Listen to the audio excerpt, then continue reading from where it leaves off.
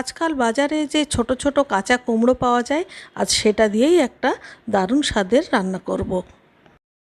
নমস্কার বন্ধুরা, মুন্নির পাকশালাতে সবাইকে স্বাগত।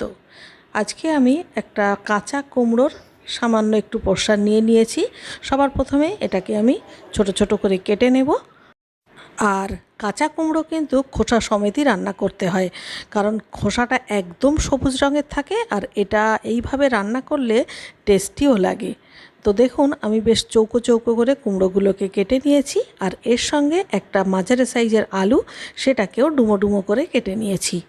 এখানে কিছুটা চিংড়ি আগে থেকেই নুন হলুদ মেখে রেখেছি। তো এবারে আমি কড়াই বসিয়ে দিলাম আর মোটামুটি 2 থেকে 3 চামচ মতো সর্ষের তেল দিয়ে দিলাম।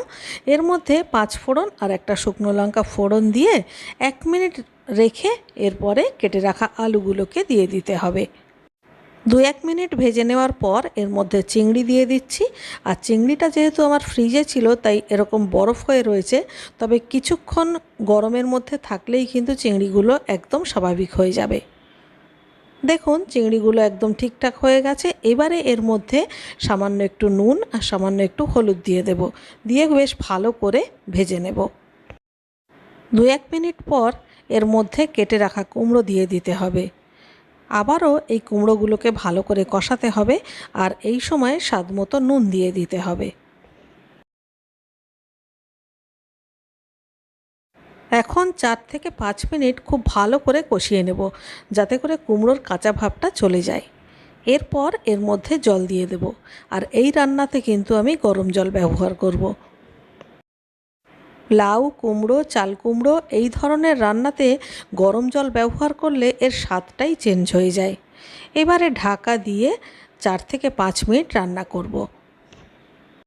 প্রায় 5-6 মিনিট পর এবারে দেখুন, আলু কুমড়ো সমস্ত কিছু সেদ্ধ হয়ে গেছে আর ঝোলও অনেকটা কমে এসছে। এবারে এর মধ্যে 1 মুঠো মানে 5-6খানা চেরা কাঁচা লঙ্কা দিয়ে দিলাম। আবারও নাড়াচাড়া করে লঙ্কাগুলোকে একটু নিচের দিকে দিয়ে ঢাকা দিয়ে আবারও 2 থেকে 3 মিনিট মতো রান্না করব। আরও 2-3 মিনিট পর এবারে দেখুন, আমাদের কুমড়ো চিংড়ির ছেচকি পরিবেশনের জন্য একদম রেডি। যারা আমার ভিডিওটা দেখছেন তারা ভাবছেন যে কোনো মশলা ছাড়া রান্না কমপ্লিট হয়ে গেল। আপনারা একবার শুধু বাড়িতে এইভাবে রান্না করে দেখবেন। কথা দিচ্ছি, বাচ্চা থেকে বড় সবাই আঙ্গুল চেটে খাবে। আর এই রান্না ভাত রুটি দুইয়ের সঙ্গেই খেতে পারবেন। তো ভিডিওটা শেষ পর্যন্ত দেখার জন্য অনেক অনেক ধন্যবাদ। দেখা হচ্ছে পরবর্তী ভিডিওতে আবার একটা নতুন রেসিপির সাথে নিয়ে। ততক্ষণের জন্য সবাই ভালো থাকবেন, সুস্থ থাকবেন।